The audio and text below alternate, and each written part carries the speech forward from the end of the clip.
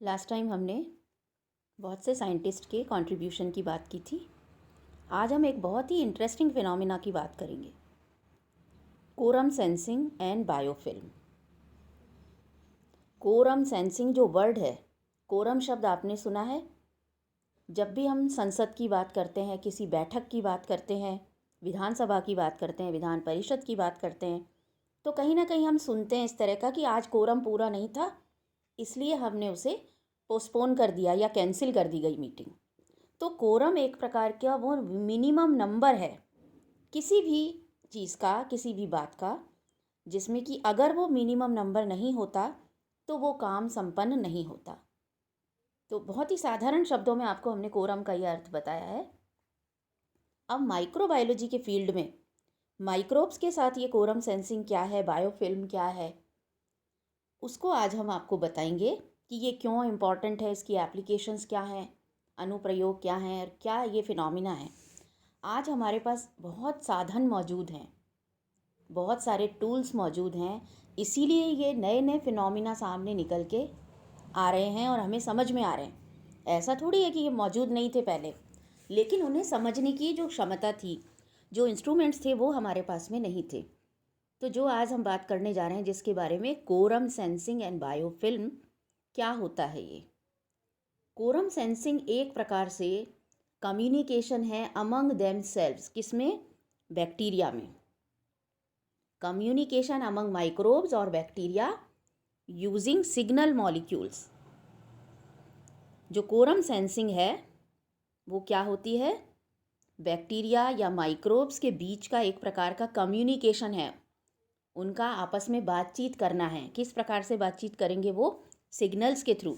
देखिए, आप और हम भाषा के उसमें रूप में बात करते हैं, लेकिन आपको हमने पहले भी बताया होगा कि जो ऑर्गेनिजम्स होते हैं, जो बॉडी होती है उनकी, उसमें जो ऑर्गन्स होते हैं या सेल्स की अगर हम बात करें, बिल्कुल यूनिट ऑफ लाइफ की, तो जो सेल आपस में, जो दूसरी सेल से बात आपस में करते हैं, ये सिग्नल्स के थ्रू करते हैं या प्रोटीन्स के थ्रू करते हैं।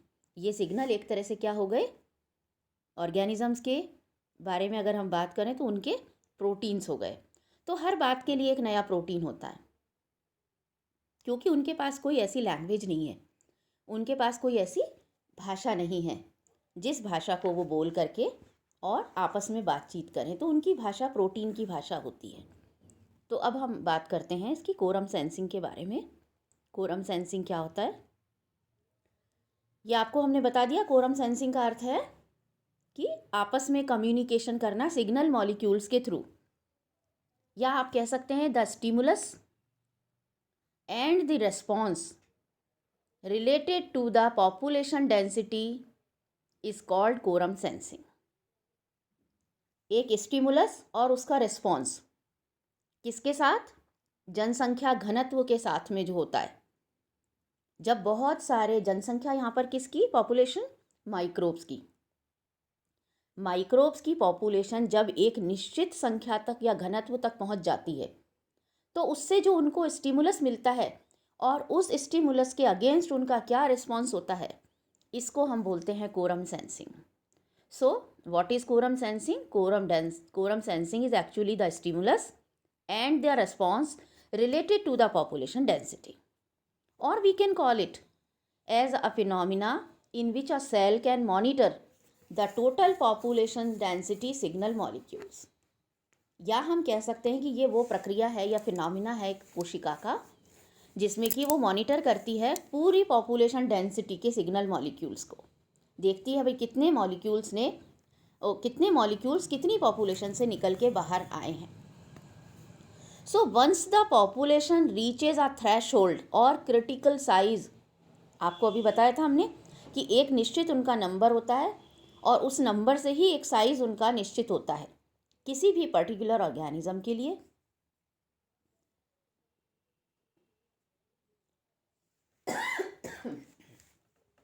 So once the population reaches a threshold और अ क्रिटिकल साइज, जिसे कि हम कोरम कहेंगे, अभी आपको हमने बताया था एक निश्चित नंबर। तो यहाँ पर हम बात करना चाह रहे हैं कि कोरम क्या होगा? वो पॉपुलेशन डेंसिटी या वो नंबर या वो साइज जहाँ पर कि सिग्नल मॉलिक्यूल्स जो हैं वो निकलने शुरू हो जाएंगे और वो लोग आपस में कम्युनिकेट करना शुरू कर देते हैं, एक दूसरे से बात करना शुरू कर देते हैं। इसको आप देखिए ऐसे समझ सकते हैं कि जैसे एक जगह एक माइक्रोब है, एक बैक्टीरिया है, उसके पास दूसरा बैक्टीरिया, तीसरा बैक्टीरिया, ऐसे करके ये काफ़ी सारे बैक्टीरिया एक जगह इकट्ठे हो गए। जब ये बहुत सारे इकट्ठे हो गए तो इनमें एक प्रकार का एक स्टिमुलस पैदा हो जाता है और उसकी वजह से इनके केमिकल सिग्नल मॉलिक्यूल्स बाहर निकलते हैं और वो केमिकल सिग्नल मॉलिक्यूल्स आपस में बातचीत करने के लिए होते हैं। सपोज़ एक जगह पर काफ़ी ज़्यादा खाना है, उनके लिए न्यूट्रिशन काफ़ी है, तो ये एक दूसरे को कम्युनिकेट करके बता देते हैं यहाँ खाना काफ़ी है तो यहाँ आया जा सकता है, या ये बता सकते हैं कि यहाँ पर बहुत दिक्कत है या यहाँ पर बहुत ड्रास्टिक कंडीशंस हैं, डोंट कम हियर। ये एक प्रकार का जो होता है, ये कोरम सेंसिंग का काम है।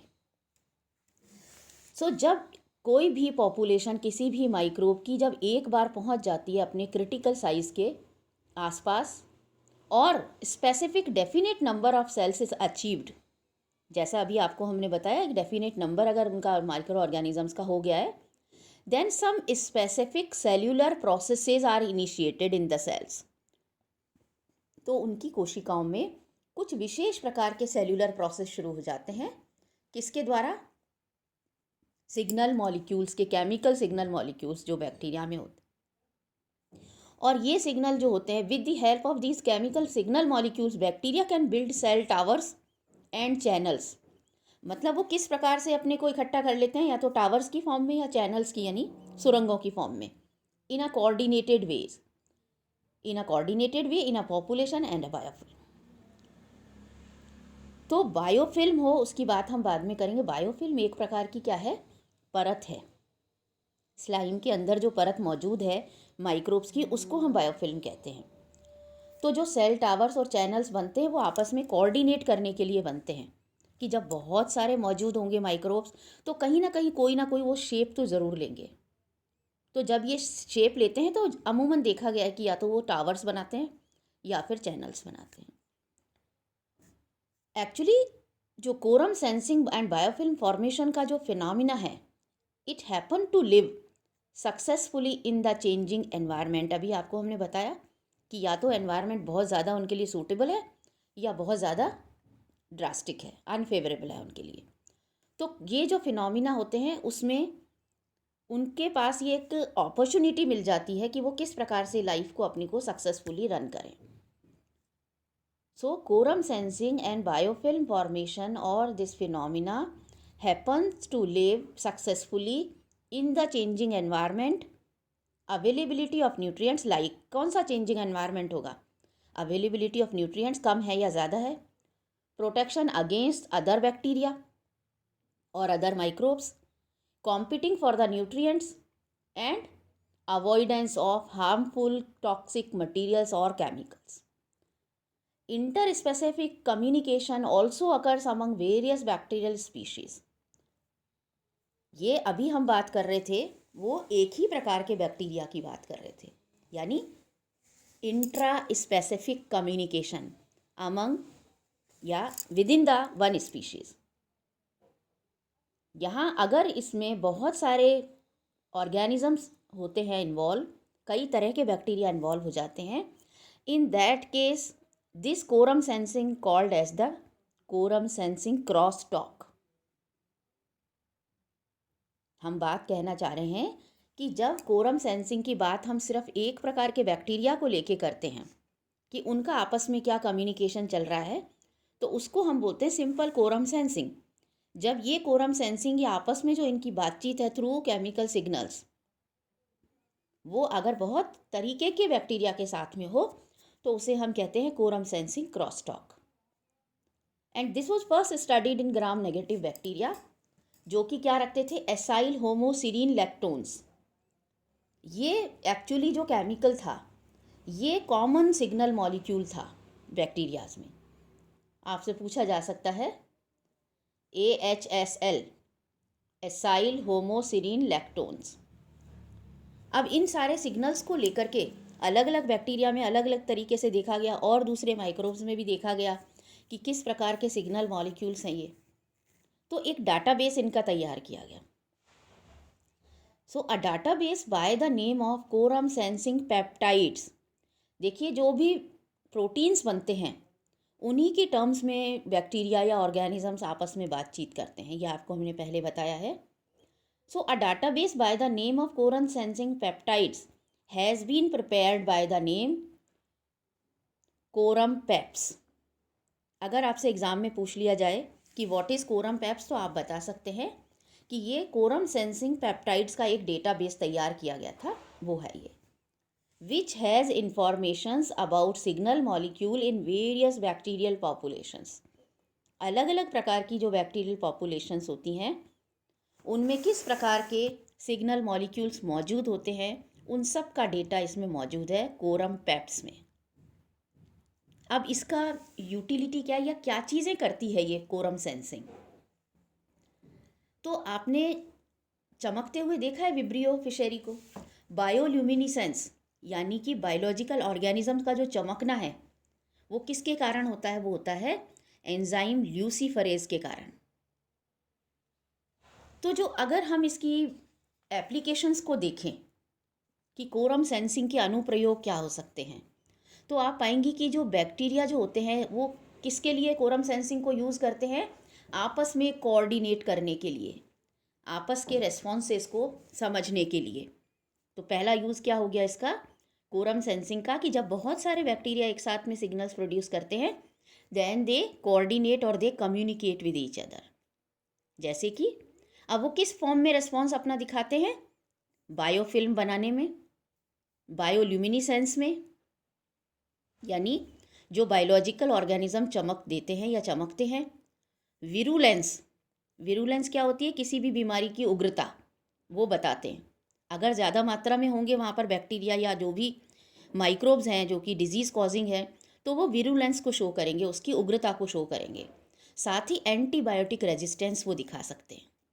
अगर बहुत ज़्यादा मात्रा में बेनिफिशियल बैक्टीरिया होते हैं तो वो फ़ायदा पहुंचाएंगे, और अगर ज़्यादा मात्रा में ये मौजूद हैं तो वो एंटीबायोटिक को भी रेजिस्ट कर सकते हैं, यानी प्रति जैविक औषधियों के प्रति भी वो अपना प्रतिरोध बता सकते हैं। And this knowledge means quorum sensing की जो नॉलेज है, this can be used effectively for controlling bacterial population, biofilm formation, and also antibiotic free disease control by therapeutic degradation of signal molecules। देखिए, ऊपर हमने बात की है कि ये किस किस में काम आ सकते हैं, अब हम बताते हैं कि किस प्रकार से इनको पूरे प्रभावी रूप से आप इन्हें इस्तेमाल कर सकती हैं।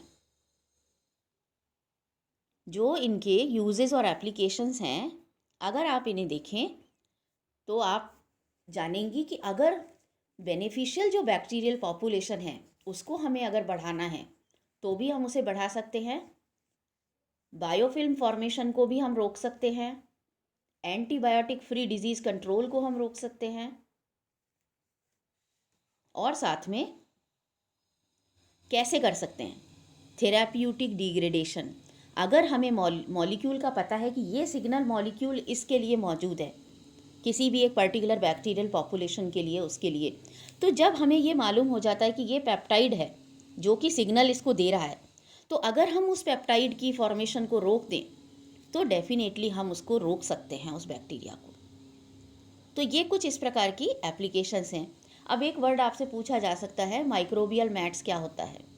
तो माइक्रोबियल मैट्स जो होते हैं वो वाटर बॉडीज़ में पाए जाते हैं, लाइक लेक्स, लेगून्स, सी शोर्स, जो समुद्री किनारे होते हैं, रॉक्स के ऊपर अटके हुए आपको अटैच हुए मिल सकते हैं, शैलो बॉटम जो होता है वहाँ आपको मिल सकते हैं, छिछला पानी जहाँ होता है उसके तले पर। तो these mats are actually multi layered complex biofilms. Biofilms आपको हमने बताया कि बायोफिल्म्स क्या होती हैं। Biofilm actually any group of microbes है जो कि cells stick each other on a surface. जब किसी भी माइक्रोब के ग्रुप का हम देखते हैं कि वो आपस में एक दूसरे से किसी आधार पर जुड़ते चले जाते हैं और फिर स्लाइम में ये मौजूद रहते हैं, और वो स्लाइम क्या होता है, एक्स्ट्रा सेल्यूलर पॉलीमरेज सब्सटेंस होता है। तो इस प्रकार की फॉर्मेशन को हम बायोफिल्म के नाम से जानते हैं। और बहुत ही साधारण शब्दों में अगर आप देखें तो जब एक जगह पर किसी स्लाइम के अंदर किसी सबस्ट्रेट पर, यानी सबस्ट्रेटम यानी आधार पर आधार मौजूद है, उसके चारों ओर स्लाइम है और स्लाइम में बहुत सारे अगर बैक्टीरियल सेल्स एक दूसरे से जुड़े हुए पड़े हुए हैं, तो such formation is known as biofilms. तो जो मैट्स होते हैं ये एक्चुअली माइक्रोबियल मैट्स क्या होते हैं? मल्टी लेयर्ड कॉम्प्लेक्स बायोफिल्म्स, जो कि beside bacteria also have cyanobacterial filaments, यानी उसमें ब्लू ग्रीन एल्गी भी ऐड हो जाती है। ब्लू ग्रीन एल्गी की लेयर मौजूद है, बैक्टीरिया की लेयर मौजूद है। इस प्रकार की मल्टी लेयर्ड कॉम्प्लेक्स जो बायोफिल्म बन जाती है वो माइक्रोबियल मैट के नाम से जानी जाती है। और इसमें जब इतनी लेयर्स मौजूद होती हैं तो डेफिनेटली लाइट की जो पेनिट्रेशन होती है वो कैपेसिटी बहुत कम हो जाती है। अपर मोस्ट लेयर जो इनकी होती है वो मैट की फोटोसिंथेसिस का काम करती है, क्योंकि ऊपर उसको प्रकाश मिल जाता है। और नीचे की लेयर्स में एनारोबिक एनवायरनमेंट मौजूद होता है, यानी अवायवीय वातावरण। नीचे तक नहीं पहुंच पा रही है ना तो एयर ना लाइट। तो ऐसी जो माइक्रोबियल मैट्स होती हैं उनमें आप पाएंगे कि ऊपर वाली परत करेगी प्रकाश संश्लेषण और नीचे वाली परत करेगी, क्या करेगी? वो एनारोबिक एनवायरनमेंट में रहेगी। तो अब आपको समझ में आ गया होगा कि कोरम सेंसिंग क्या है। बायो जो एक्चुअली देखिए जो बायोफिल्म्स हैं, बायोफिल्म्स में एक प्रकार का ये एग्रीगेट है माइक्रोब्स का, जो कि क्या करती हैं? एग्रीगेट ऐसा है जिसमें कि सेल्स आर फ्रीक्वेंटली एम्बेडेड, धसी हुई हैं वो कोशिकाएं with in a self produce matrix. So biofilm is actually an aggregate of microbes in which cells are frequently embedded within a self-produced matrix like EPS, extra cellular polymerase, polymeric substance, adhere to each other to a surface, चिपके हुए एक surface के ऊपर। ये देखिए आपको हमने ये चीज़ बताई थी कि क्या है बायोफिल्म। बायोफिल्म एक प्रकार बहुत सारे माइक्रोब्स जब एक जगह खुद के द्वारा प्रोड्यूस की गई मैट्रिक्स में जब वो मौजूद होते हैं एक दूसरे से चिपके हुए एक आधार पर, तो उसे हम बायोफिल्म के नाम से जानते हैं। अब इस बायोफिल्म का यूज़ क्या हो सकता है, इसकी क्या इंपॉर्टेंस हो सकती है? तो जो एक तरह से बनती हैं ये बायोफिल्म्स, ये सीवेज ट्रीटमेंट प्लांट्स में भी काम में आती हैं। हमारी बॉडी में बहुत सारे जो माइक्रोब्स होते हैं वो होते हैं जो कि बेनिफिशियल होते हैं, और साथ में ये प्रोटेक्ट करते हैं हमें कई प्रकार की बीमारियों से। जो बीमारी होती हैं उनके बैक्टीरिया जब आते हैं तो ये बायोफिल्म्स जो हमारी बॉडी में बनी हुई होती हैं वो हमें उनसे बचाने का काम करती हैं। और ये तो इसके बेनिफिशियल इफ़ेक्ट्स हो गए। अगर आप इसके हार्मफुल इफ़ेक्ट्स देखें तो जब बहुत सारी मात्रा में अगर बायोफिल्म या माइक्रोब्स जुड़ जाते हैं एक जगह पर तो वो कोरोजन कर सकते हैं, किसी चीज़ को वो घिस सकते हैं। यहाँ तक कि जब विंटर्स में पाइप्स वगैरह क्लॉग हो जाते हैं या उनकी जो एक तरह के बंद हो जाते हैं पाइप्स, वो सब इसी के कारण होता है, बायोफिल्म फॉर्मेशन के कारण।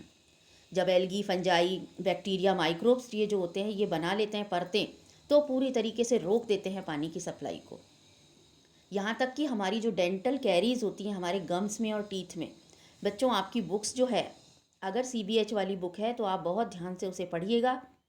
उसके एक एक वर्ड को, इंग्लिश वाला जो उसका वर्जन है उसमें बहुत जगह जो है मतलब वर्ड्स जो हैं वो गलत लिखे हुए हैं। जैसे गम्स के लिए कुछ और ही वर्ड उसमें यूज़ किया हुआ है, अभी हम देख रहे थे। तो आप थोड़ा सा उसे बहुत ध्यान से पढ़ें और सुने, हम बता देंगे आपको बहुत जगह पर जहाँ जहाँ मिस्टेक आएंगी। एक गम्स की जगह पर गलती हो रही थी। तो गम्स और टीथ में जो डेंटल कैरीज हो जाती हैं, दांतों में जो एक परत के ऊपर जो इन्फेक्शन हो जाता है, that is because of biofilm. Because biofilm stick to the inner layers of human organs, tissues, and they cause different kind of cystic fibrosis and infection of valves, middle ear, urinary tract। ये सारा जो organs होते हैं, organ parts होते हैं, उनमें biofilm अगर बन जाती है तो वो डिजीज़ कॉज कर सकती है, उन्हें डैमेज कर सकती है।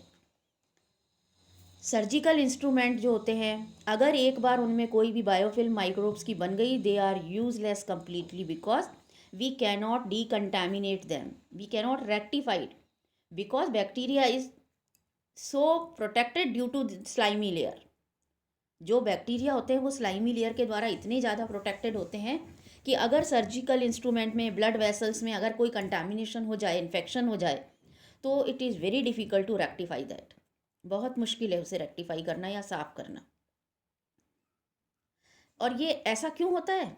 क्योंकि जब ये माइक्रोब्स होते हैं वो क्या करते हैं, जब एयर, ह्यूमिड एयर हो या पानी हो, उसके जब संपर्क में आते हैं, only then they can damage. तो अगर कहीं पर मॉइस्चर या ह्यूमिड एयर मौजूद है तो डेफिनेटली वहाँ पर बायोफिल्म बनने के पूरे पूरे आसार होते हैं। तो कोरम सेंसिंग और बायोफिल्म अगर आपसे पूछ लिया जाए तो आप इसे आसानी से बता सकती हैं। क्या होती है कोरम सेंसिंग, बायोफिल्म क्या होती है, उसके आपको एग्जाम्पल्स हमने बता दिए किस प्रकार से। अब ये आपकी फर्स्ट यूनिट यहाँ पर फिनिश होती है, जो फर्स्ट यूनिट है आपकी। अब हम थोड़ा बैक्टीरिया की बात करते हैं, या हम नेक्स्ट उसमें क्लास में बैक्टीरिया की बात करेंगे। आज हम ये कोरम सेंसिंग और इसके साथ में बायोफिल्म के साथ फर्स्ट यूनिट हमारी ख़त्म होती है। सेकेंड यूनिट में हम बैक्टीरिया करेंगे।